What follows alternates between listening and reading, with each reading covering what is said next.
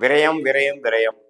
அதுல சுப விரயமா இருந்ததுன்னா நல்ல தசைகள் போகும்போது சுப விரயம், இல்லைன்னா அநியாயத்துக்கு தேவையற்ற விரயமா தான் போய் கொண்டு இருக்கிறது. அதிகமான வட்டி கொடுக்கறது. கேது 7ஆம் இடத்துல இருந்து பங்குதாரர்கள், நண்பர்கள், குடும்பத்துல அமைதி இல்லாத ஒரு தன்மை எல்லாம் கொடுத்து கொண்டிருந்த கேது 6ஆம் இடத்துக்கு போய் சில விஷயங்கள் நல்லபடியாக மாறக்கூடிய அமைப்புகள் கொடுக்கிறார். பிரச்சனைகள் இதுக்கு மேல நம்ம போஸ்ட்போன் பண்ண முடியாது, சந்திச்சாகணும், கடன்காரர்களை பார்த்து ஆகணும், வம்பு வழக்குகள் ஃபேஸ் பண்ணி ஆகணும். ஜென்மசனி நடக்கும் பொழுது வாழ்க்கையில மெயினான விஷயங்கள், உத்வேகமான விஷயங்கள், இம்பார்ட்டண்டான ஆக்டிவிட்டிஸ் நடக்கும். வாழ்க்கையை ஃபேஸ் டு ஃபேஸ் நம்ம பார்க்க வேண்டிய அம்சங்கள் உண்டு. நடக்கிறப்ப கொஞ்சம் மன வருத்தத்தை கொடுக்கக்கூடிய அமைப்பு தான் சனி. எப்பவுமே ஜென்ம சனிக்கு வரக்கூடிய அமைப்பு.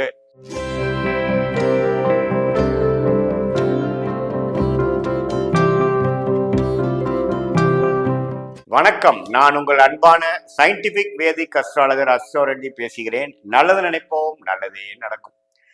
தொடர்ந்து நம்மளுடைய சேனல்ல வரக்கூடிய வீடியோஸ் பார்த்துட்டு இருப்பீங்க நம்புறேன். சயின்டிபிக் வேதிக் அடிப்படையில் நம்மளுடைய அறிவியல் சார்ந்த ஜோதிட கருத்துக்கள் எந்த விதத்திலும் மிகைப்படுத்தாமல் உள்ளது உள்ளவாறு, கர்மா எப்படி நம்ம வாழ்க்கையில சாதகமான சம்பவங்களாகவும் சாதகமற்ற சம்பவங்களாகவும் உருவெடுக்குதுங்கிறது துல்லியமா பார்த்து கொண்டு இருக்கிறோம். அந்த வகையில இந்த வீடியோல பாத்தீங்கன்னா, மீனராசிக்காரர்களுக்கு 2025 ஆங்கில புத்தாண்டு எத்தகைய ஒரு ஆண்டாக இருக்க போகிறது, ஜனவரி மாதம் முதல் டிசம்பர் மாதம் வரை 2025 எப்படி ஒரு பலாபலன்கள் நிறைந்த ஒரு ஆண்டாக இருக்க போகிறது பார்க்கும் பொழுது, அதற்கு முன்னாடி நம்மளோட சேனல் ஃபர்ஸ்ட் டைம் வரவங்க மறக்காம சப்ஸ்கிரைப் பட்டன் கிளிக் பண்ணுங்க. ஸோ தட் தொடர்ந்து உங்களுக்கு வீடியோஸ் வரும். இப்போ பார்த்தீங்கன்னா, கடந்த 1.5 வருடமாக ராசிக்குள்ளேயே ராகு 7ஆம் இடத்துல கேது இருந்து சில மனக்குழப்பங்கள், பிரச்சனைகள், 12ஆம் இடத்துல சனி இருந்து விரய சனியாக இருந்து பண விரயங்கள், பணம் கைக்கு வராத முன்னாடி செலவு காத்து கொண்டு இருக்கக்கூடிய அமைப்பு. விரயம் விரயம் விரயம்.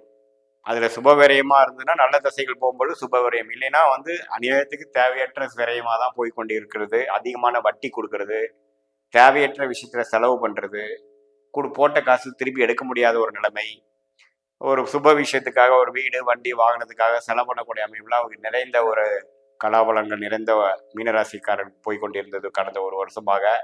3ஆம் இடத்து குருவும் பெரிய ஒரு முன்னேற்றத்தையும் பெரிய ஒரு நல்ல ஒரு பலனையும் கொடுக்க முடியாத அமைப்பு இருந்தது. இப்போ 4ஆம் இடத்துக்கு குரு 2025 ஏப்ரல் மாதம் மாறுகிறார். அதே சமயத்துல ராசிக்குள்ள இருந்த ராகு விலகிறார். கேது 7ஆம் இடத்துல இருந்து பங்குதாரர்கள், நண்பர்கள், குடும்பத்துல அமைதி இல்லாத ஒரு தன்மை எல்லாம் கொடுத்து கொண்டிருந்த கேது 6ஆம் இடத்துக்கு போய் சில விஷயங்கள் நல்லபடியாக மாறக்கூடிய அமைப்புகள் கொடுக்கிறார். சனி ராசிக்குள்ளேயே ஜென்ம சனியாக வரப்போகிறார். இது எப்படி ஒரு மாற்றத்தை கொடுக்குதுன்னு பார்த்தீங்கன்னா, முதல் 4 மாசத்துல பார்த்தீங்கன்னா சில விஷயங்கள் இதுவரை நீங்க போஸ்ட்போன் பண்ணிட்டு இருந்தது தொடர்ந்து இருக்கும். சில பிரச்சனைகள் இதுக்கு மேல நம்ம போஸ்ட்போன் பண்ண முடியாது, சந்திச்சாகணும், கடன்காரர்களை பார்த்து ஆகணும், வம்பு வழக்குகள் ஃபேஸ் பண்ணி ஆகணும், மாணவர்கள் எக்ஸாம்ஸ் ஃபேஸ் பண்ணி ஆகணும். இதுக்கு மேல நம்ம ஃப்ரீயா படிக்காம இருக்க முடியாது, படிச்சாகணும். சில இல்லத்தரசிகள் சில வேலைகள், சில உத்வேகமான சில முடிவுகள், குடும்ப விஷயமா பண்ண வேண்டிய விஷயங்கள் இதுக்கு மேல லேட் பண்ண முடியாதுங்கிற மாதிரி அமைப்புகள் ஏப்ரல் 2025க்கு அப்புறம் ஜென்ம சனி மூலமாக நடத்தி காட்டுகிறது. சில விஷயங்கள் வேகமாக நடக்கக்கூடிய அமைப்புக்குள்ள நம்ம போறோங்கிறது உணர வேண்டும், தெரிந்து கொள்ள வேண்டும். ஜென்ம சனி நடக்கும் பொழுது வாழ்க்கையில மெயினான விஷயங்கள், உத்வேகமான விஷயங்கள், இம்பார்ட்டண்டான ஆக்டிவிட்டிஸ் நடக்கும்.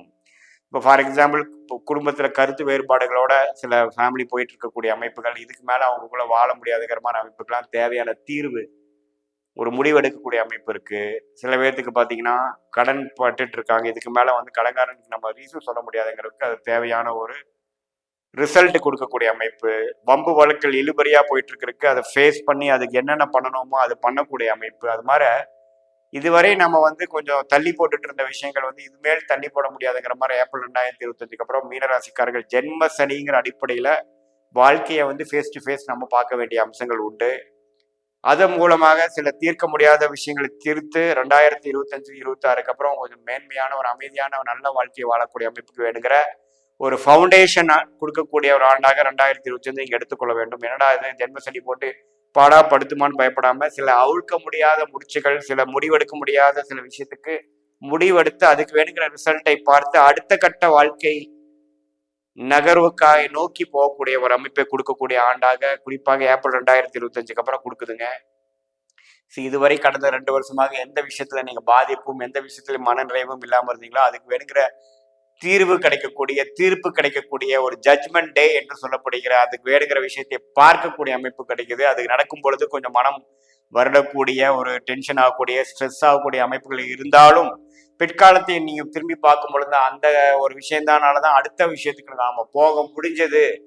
அடுத்த ஒரு மேன்மையான ஒரு அருமையான வாழ்க்கைக்குள்ள நம்ம போக முடிஞ்சது. அடுத்த ஒரு மேன்மையான ஒரு தொழிலுக்குள்ள, வேலைக்குள்ள, வாழ்க்கை சம்பவக்குள்ள போக முடிஞ்சதுங்கிறது நீங்க உணர்வீங்க.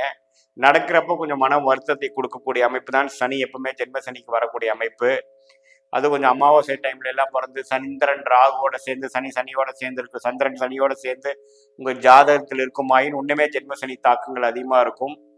பட் அதை நீங்க நேர்த்தியான ஒரு மனநிலையோட, தைரியமான மனநிலையோட எதிர்கொள்ள வேண்டும். அதுதான் பிற்காலத்துல உங்களுக்கு வந்து ஒரு தீர்வை கொடுக்கக்கூடிய அமைப்பா இருக்குங்கிறத நீங்க தெரிஞ்சுக்கணும். வண்டி வாகனத்துல போறவங்க கொஞ்சம் கேர்ஃபுல்லா இருக்கணும். எதையோ எண்ணத்துல போய் ரோட்ல நீங்க போயிட்டு இருக்கிறப்ப நீங்க சிந்தனை சிதைவுகள் இல்லாம பார்க்கணும்.